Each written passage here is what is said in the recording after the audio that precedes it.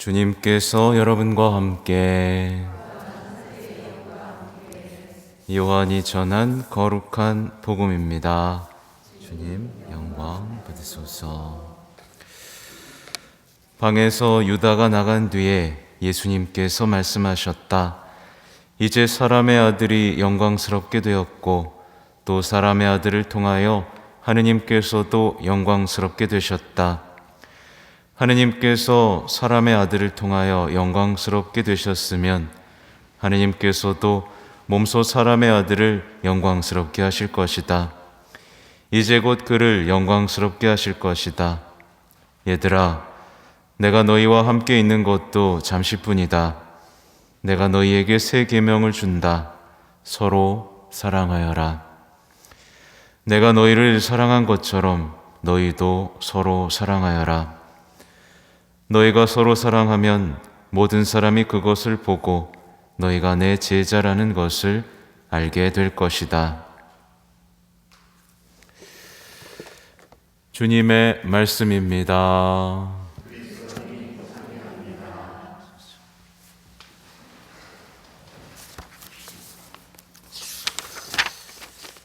전미예수님,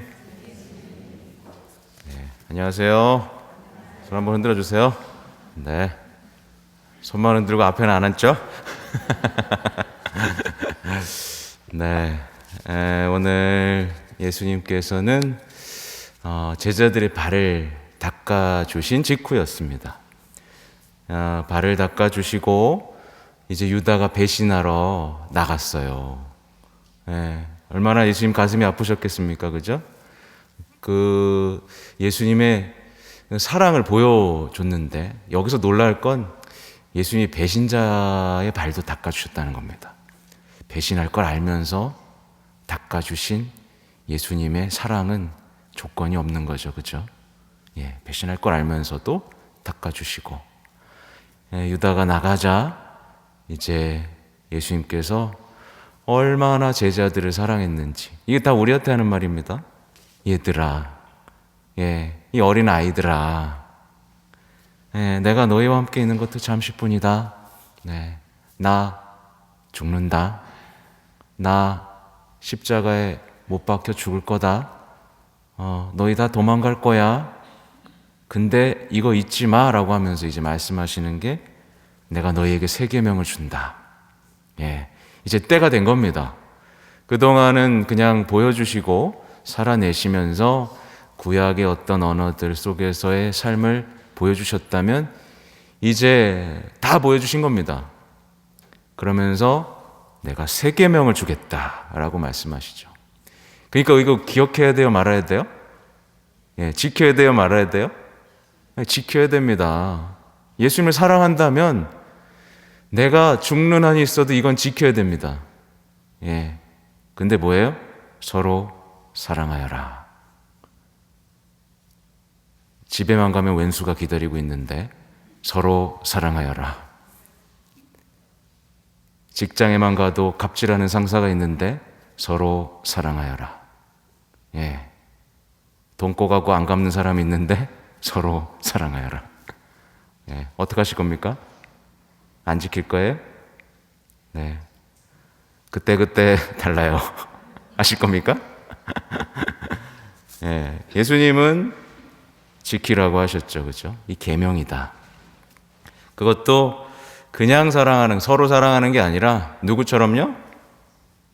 내가 너희를 사랑한 것처럼, 내가 너희 발을 닦아준 것처럼, 내가 너희를 사랑해서 인간이 된 것처럼, 내가 너희를 사랑해서 지금껏 빵으로 너의 안에 들어가는 것처럼, 내가 너희를 사랑해서 십자가에 못 박혀 죽기까지 너희를 용서한 것처럼 너희도 서로 사랑하여라 라고 말씀하고 계십니다. 근데 이거를 우리 신앙인들이 싹 지우고 삽니다. 미지근하게 사랑하면서 삽니다. 근데 예수님이 언제 그랬어요? 적당히 사랑하고 살아라고 한 적 있으세요? 없죠. 아니, 너무 애쓰지 마. 뭐 이런 적 있으세요? 없죠. 네. 내가 너희를 사랑한 것처럼 너희도 서로 사랑하라 라고 말씀하셨습니다.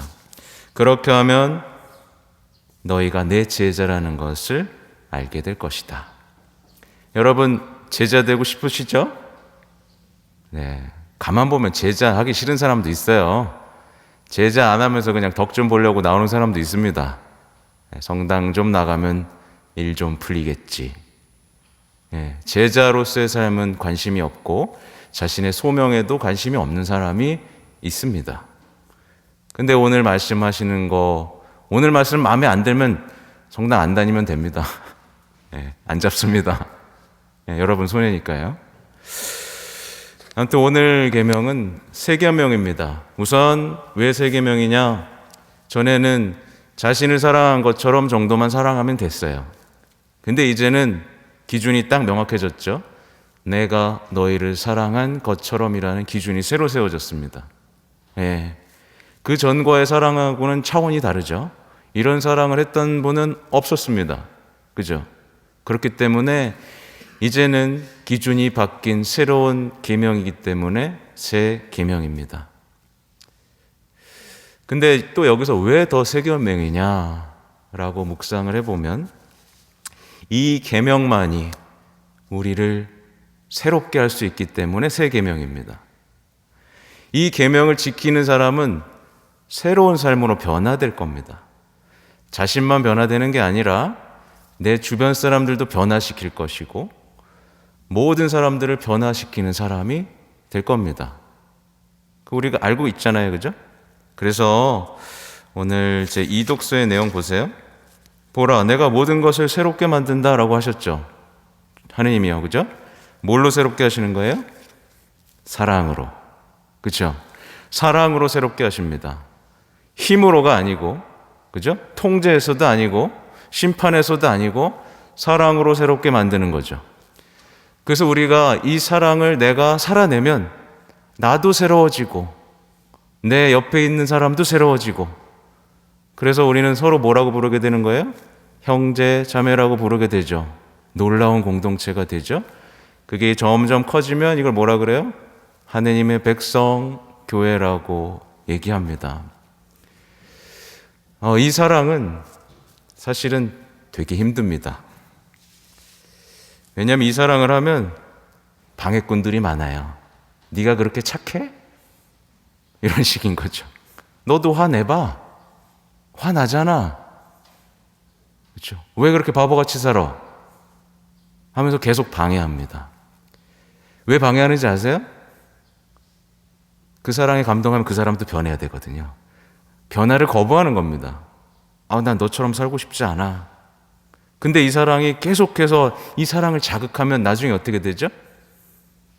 받아들일 수밖에 없습니다. 그래서 한 사람 한 사람 변화되어 가는 거죠. 부부끼리 왜 서로 사랑 못하는지 아세요? 이런 사랑을 안 하기 때문에 그렇습니다. 결국 사랑이 이기고 화합하게 되는데 이 사랑까지 가지 못한 채 기대하기 때문에 그렇습니다. 그렇죠? 뒤에 것도 얘기해 드릴 겁니다. 또 하나는 이 사랑은 아까 말씀드린 그대로입니다. 변화시키고 믿음의 문을 열어주는 사랑입니다. 그래서 이 1독서의 내용입니다. 서로 사랑하라는 삶에 충실했던 이 사도들이 환난을 겪어가면서까지 서로 사랑하는 삶을 전파했죠. 제자라고 불리면서. 그래서 주변 사람들을 변화시키고 믿음의 문을 열어주셨죠. 그러니까 이 계명은 정말 놀라운 힘을 갖고 있죠. 당연합니다. 사랑이 이기기 때문에, 사랑이 세상을 바꾸기 때문에, 예수님이 세상을 이겼기 때문에, 예수님이 모두 이루셨기 때문에 그렇죠. 아무튼 우리는 이 세 계명을 지키는 것으로 새로운 인간이 될 수 있다라는 희망을 갖게 되죠.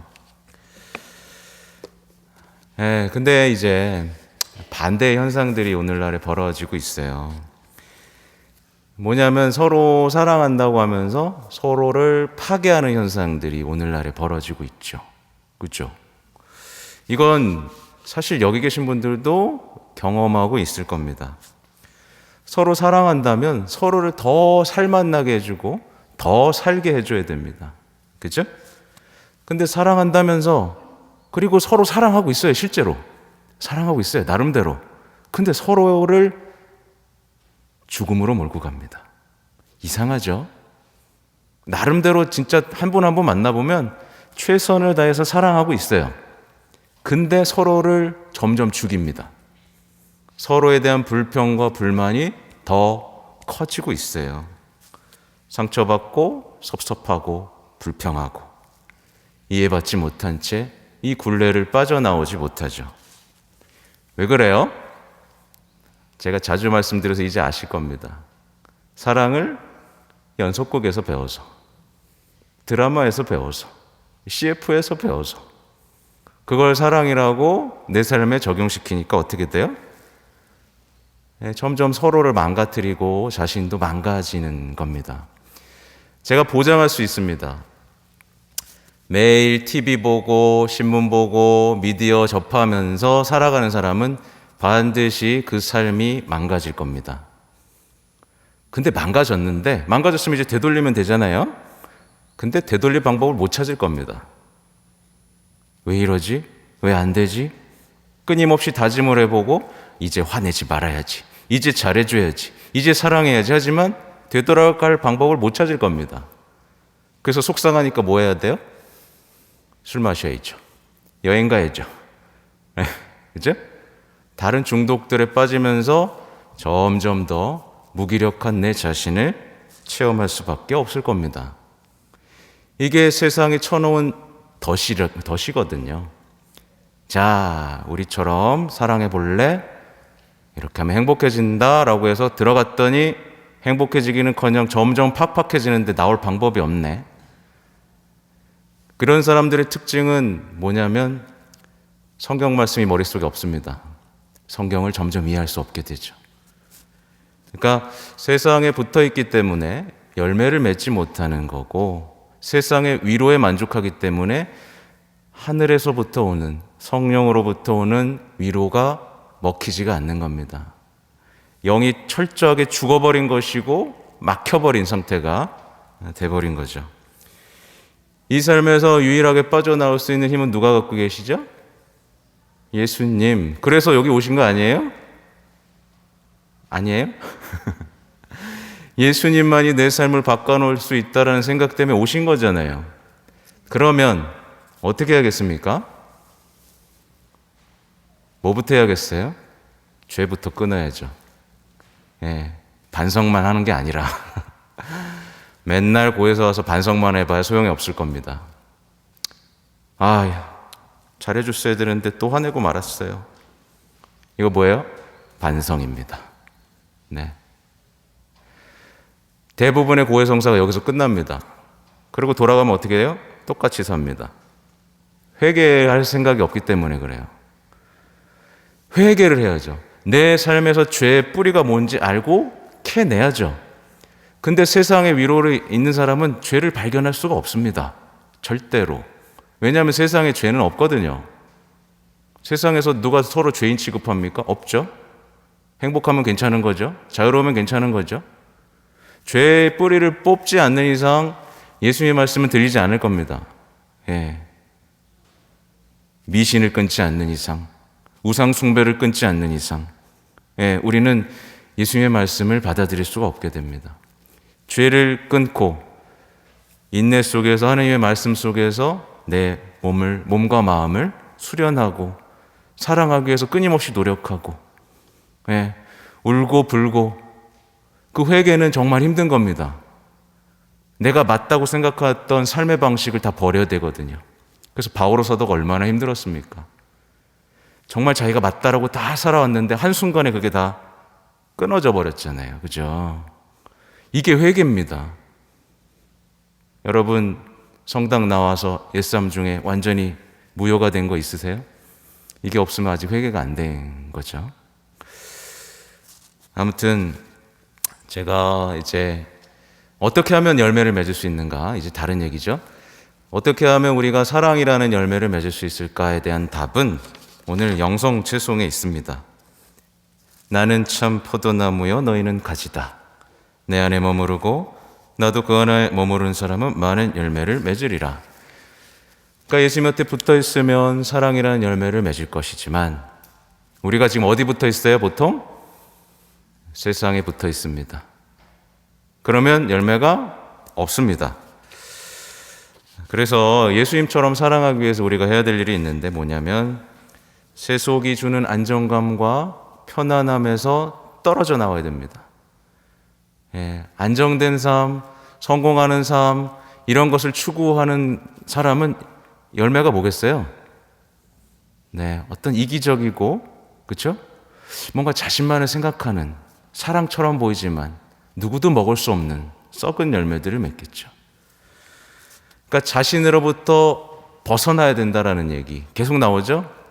나를 버리고 십자가를 날마다 지고 나를 따라야 한다는 말이 여기서 적용이 되죠. 그래서 우리는 세상의 목소리에 아니요 라고 얘기할 수 있어야 됩니다. 아니요, 돈이 최고야. 아니요, 성공이 최고야. 아니요, 건강이 최고야. 아니요, 예수님 말씀 그대로 이루어지소서라고 할 수 있어야 됩니다. 성공을 사랑하고 돈을 사랑하고 권력을 사랑하고 다양하게 사랑하죠. 요즘엔 사람들, 그죠? 이런 사람들은 결국 어떻게 되느냐? 반드시 이렇게 됩니다. 강압적인 사람으로 변화되기 시작합니다. 괜찮았던 사람인데 세상 맛 좀 들이잖아요? 갑자기 강압적인 사람이 됩니다. 그래서 학대하기 시작합니다.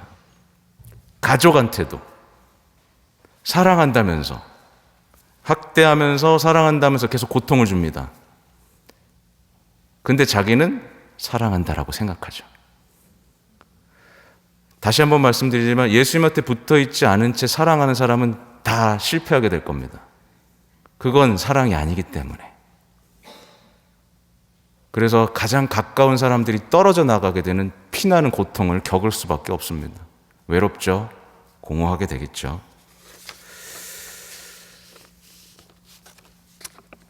우리는요,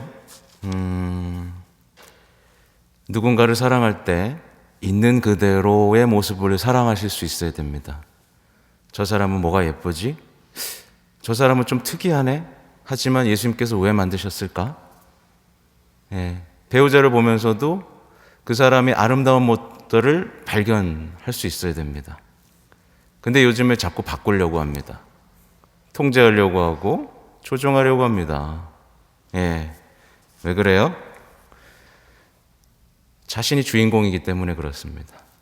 사랑한다면서 사실은 어떻게 해요? 그 사람이 나를 섬기도록 만들죠. 조종합니다. 그래서 요즘에 부모들도 자녀들에게 가스라이팅을 합니다. 이렇게 안 하면 엄마 속상해. 이렇게 안 하면 나 엄마 알아 누울 거야. 그죠? 조종하고 통제하죠. 그게 아니라 예수님께서 보여주신 사람 뭐였어요? 섬겼습니다. 예수님이 우리를 바꾸셨어요? 뭘로 바꾸셨어요? 사랑으로 바꾸셨죠. 근데 우린 사랑의 매를 듭니다. 예수님도 안 드신 겁니다. 그러니까 우리는 사랑을 배워야만 하죠. 이게 여기 계신 분들에게 마음이 아플 얘기라는 거 알면서도 저는 합니다.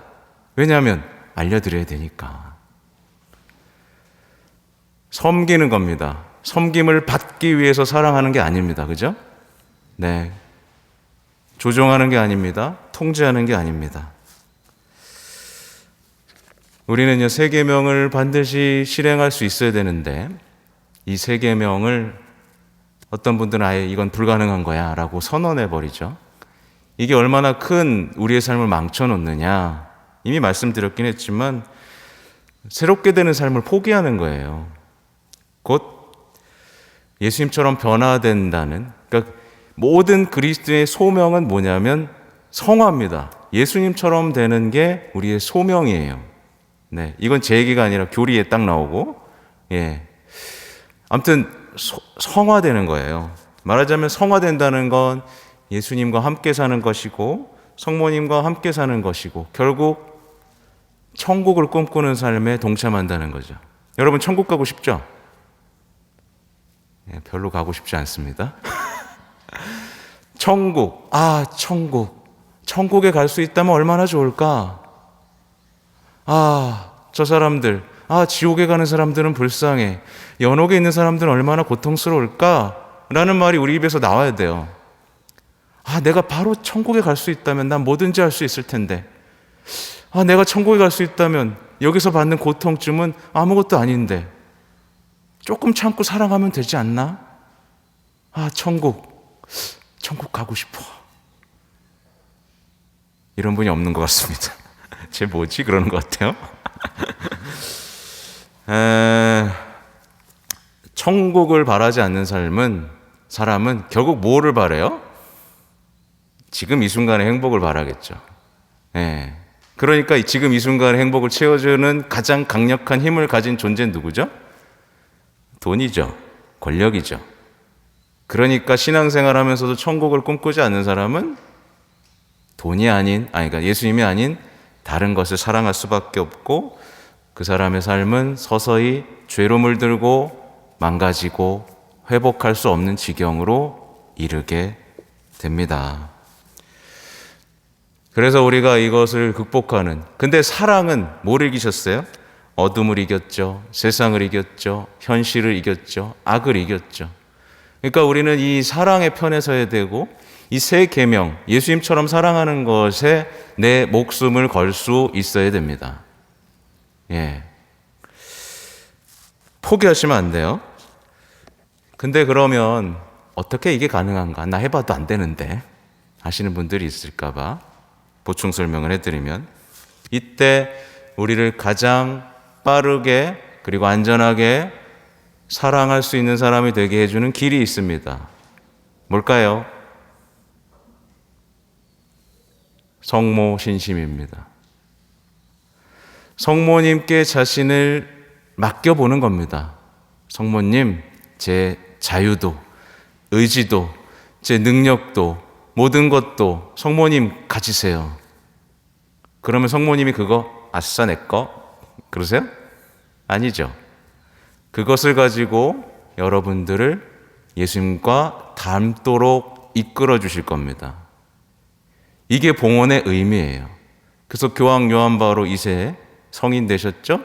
토투스 투스라고 얘기하셨는데 나는 다 성모님 것이라는 뜻입니다. 그래서 성인이 되셨어요. 모든 성인의 공통점은 성모님을 사랑했고 성모님께 자신을 바쳤다는 겁니다. 나는 성모님의 기사요, 성모님의 종이요, 노예요 라고 얘기했다는 거예요. 성모님께 봉헌하면 성모님은 죄가 없으셨죠? 우리가 죄에 물들지 않게 보호해 주실 겁니다. 성모님보다 예수님을 사랑한 사람은 없었죠? 성모님처럼 예수님을 사랑하게 만들어 주실 겁니다. 성모님은 악에 승리하셨죠? 여러분이 악에 승리하게 만들어 주실 겁니다. 이게 바로 티 없이 깨끗한 성심의 승리이고 여러분이 동참하는 기쁨인 거죠. 성모님께서는 은총을 충만히 나눠주실 것이고 우리가 쌓아놓은 은총을 잃어버리지 않게 해주실 겁니다. 왜냐하면 내가 받은 은총도 누구 거예요? 성모님 거니까. 그래서 성모님 것이 된다는 건 굉장히 놀라운 일이죠. 근데 이 말이 어려운 건지 알면서 드렸습니다. 이것을 이해하는 사람은 거의 없고 이것은 비밀처럼 감춰져 있는 내용이에요. 관심이 있으시다면 알아보기 시작할 것이고 저를 찾아오실 것이고 어떻게든 해보려고 하시겠죠. 근데 관심이 없다면 그냥 집에 가시겠죠. 그리고 계속 실패하는 삶 속에 남아 있을지도 모르겠습니다. 아무튼 저는 여기 계신 분들이 예수님으로부터 오는 사랑을 하실 수 있었으면 좋겠어요.